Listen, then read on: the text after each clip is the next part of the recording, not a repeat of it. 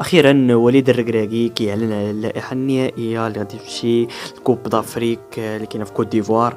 هاد اللائحه نط عليها روينه بحال ديما تقريبا، ديما كتبقى على شهاده ما جاش على شهاده جا. هادي ما محتاج نقول لكم اللعابه اللي كاينين في هاد اللائحه هادي، حيت راه تكونوا عرفتوهم، وهادي غتكونوا ضروري تبعتوا اللائحه. وهادي غنهضروا على ابرز التغييرات اللي كاينين وعلى اللعابه اللي ما جاوش واللي جاو. وهادي نبداو اولا بوفال اللي شحال هادي ما بقاش جا المنتخب، ومن بعد ما مشى لفرقته في قطر. وهادي وهاد المره راه جا ربما بحكم التجربه اللي عنده، لعب كوب دافريك اللي قبل وهادي مدوز، وهادي لعب اقصائيات، لعب كذا.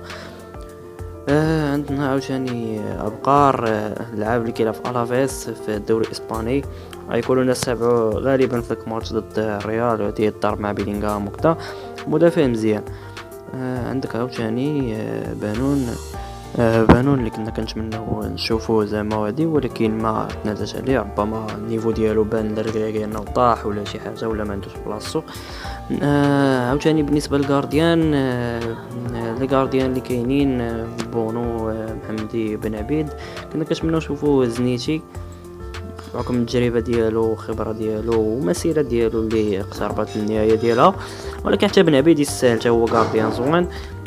بلال خنوس اللي هو ما عنديش معاه انايا، ما كيعجبنيش الطريقه ديال اللعب ديالو، هادي بحال طوني كروس كيعجبني يلعب رطبين شويه. هادي ما كنظن ما يقدرش على اللعب ديال لافريك، ولا يتلاقى مع لعابه اللي كبار، هادي صحاح بنيه جسمانيه كبيره، صعيب عليه انه يتنافس معهم.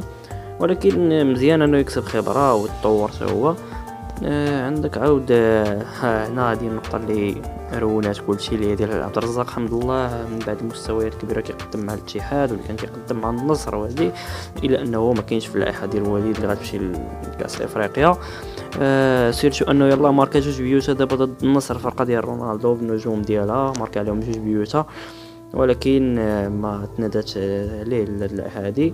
وتباقي الاخرين، زياش، بونو، سايس، هذوك طبيعي انهم يكونوا كنطلب البرامات على رحيمي، بحكم انه ما كاينش ربما الضعف ديال الدوري الاماراتي، يمكن حريمات حتى هو، ربما الضعف التنافسيه ديال الجيش الملكي هذا العام هذا.